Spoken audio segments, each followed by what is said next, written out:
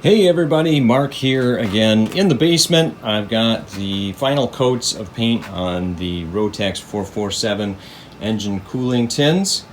And I did actually Scotch-Brite and sand the nose gear steering piece. I wasn't happy with how the paint was coming out, so I repainted that again today. But today what we're going to be doing is cleaning the Rotax air filter. Now, there are videos out there on this, but I just figured if you're following the channel, it would be good content, especially if you've never seen this process before. This will be my first time, so we'll see how this goes.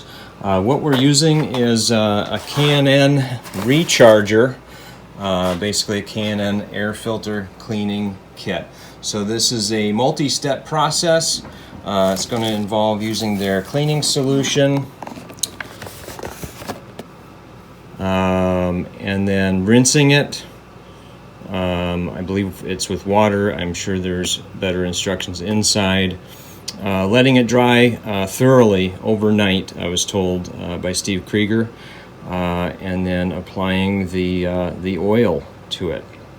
So Steve Krieger told me that when you get to this dry phase, when it's dry, it'll be nice and gray in color, and then of course the oil is red, so it'll have kind of a brown appearance, similar to what we have here.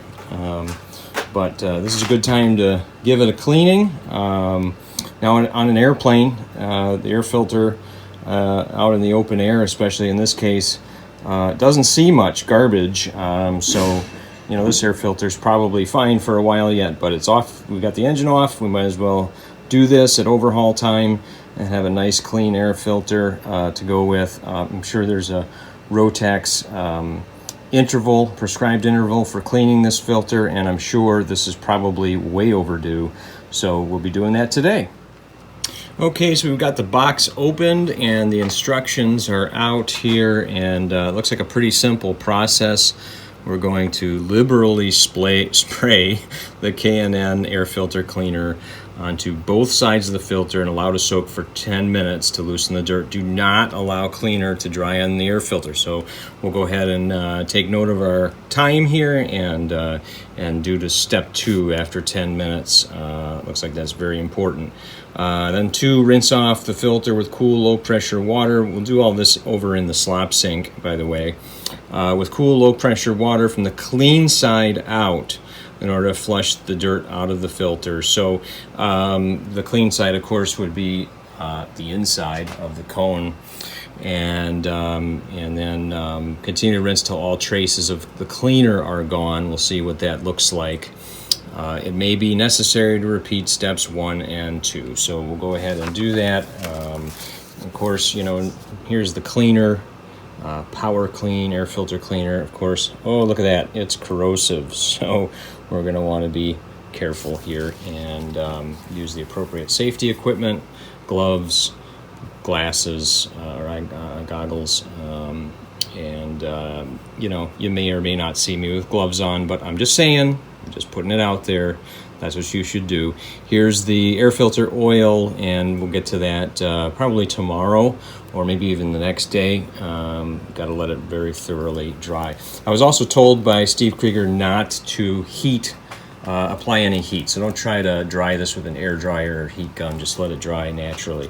Now I've taken and I've loosened the stainless steel hose clamp. Even though it's stainless, I don't want to get water trapped in there unnecessarily, so we'll go ahead and set that aside, and we'll go ahead and go to the slop sink and get this process going. Okay, so I've sprayed both the inside and the outside with the cleaner. Disclaimer, my slop sink was already gross, but you can start to see a difference, first of all, in the coloration, at least I can, and some colored liquid definitely dripping from what I sprayed. So I think we're going to spray just a little bit more and then rinse, and I'll be able to rinse with one hand, so I'll videotape that so you we can see what the rinse kind of looks like. Yeah, just remembered and reconsulted the instructions. I'm supposed to let this sit for 10 minutes without letting the cleaner dry on there. So it's 1:15 in the afternoon right now, so we'll come back and start rinsing at 1:25. Okay, so I suck. It's 1:29. I got sucked into YouTube and watching the Holderness Families. We are never, ever, ever putting this together, which is a hilarious parody of the Taylor Swift song, We Are Never, Ever Getting Back Together, only this is focused on trying to put together some IKEA furniture. So I think it also is definitely funny for home builders, experimental aircraft and ultralight builders. Funny, you should check it out. Anyway, so I went a couple minutes over, no big deal. This is definitely not dried on here. So I'm going to turn on the cold water. It said cool. Now, it's Wisconsin and it's fall, so it's cold, but I'm sure that'll be fine. And it said to rinse from the clean side, which is going to be from the inside. And we're just going to go ahead and try to get it all around the cone and rinse thoroughly. I'm going to rinse the corrosive stuff off the top to not burn my skin any more than I probably already have because I'm not wearing gloves. Don't do as I say, or don't do as I do, do as I say. So anyway, rinsing that out, and look, starting to see some gray, like Steve Krieger told me, working out pretty good. I may do a second application of the cleaner, probably. Why not? All I'm doing is waiting for paint to dry, so I'm just going to rinse this really good.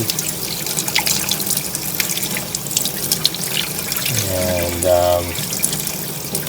I'm going to try turning this water on a little bit more aggressive, get a little more water pressure going through there, a little more volume and a little more pressure. It's still not a huge amount of pressure. It's, slop sink, so it's just kind of a mess. But,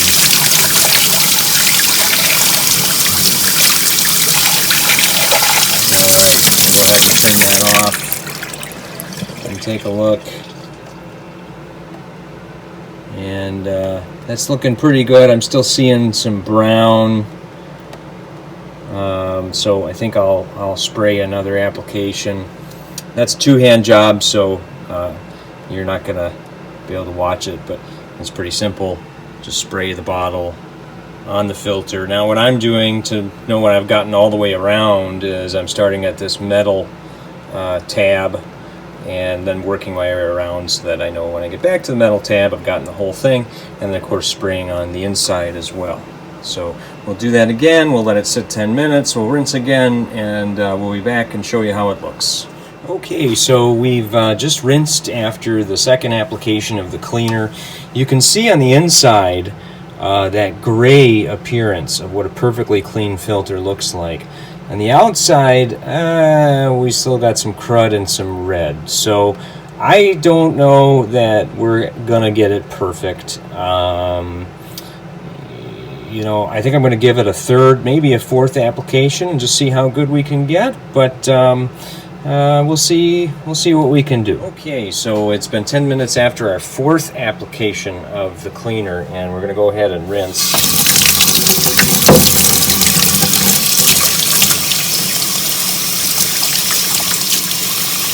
Rinsing again from the inside out. And just kind of give it an overall rinse as well here. Our last application, just an overall rinse, get all of the corrosive chemistry off of there, hopefully. And we'll take a look. So, there's still some staining from that red oil, I think, is what we're seeing mostly here. There you can see where obviously the oncoming airstream was hitting the filter. There's some bugs on there. But otherwise, we're looking really clean. Again, that's a perfectly new or the clean side, I should say, of the filter. It's kind of a tan / gray, and out here we kind of a brown / gray, maybe a little tan, and I'm thinking this looks pretty good. It's looks a lot better than when we started, and there we go. Just for again, for your information, I decided to be the guinea pig and not wear rubber gloves, and you know, you can see my skin is kind of tight. You know, I'll be fine. You know, it's like any other cleaning material. But, you know, yeah, you should probably wear gloves when you do this. So shame on me. All right, so we're going to shake this out really good. And we're going to let it sit overnight.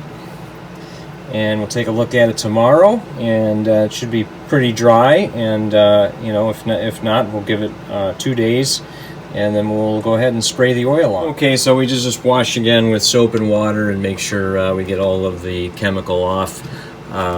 This is, at least half full. So if you have, and that's with 4 treatments. So if you have a small filter like the little filter on the Rotax or any other similar sized filter, you can definitely get more than 1 treatment out of this kit. So it was... oh gosh, I want to say $13 or $14, and so I'd say definitely a good value. There we go.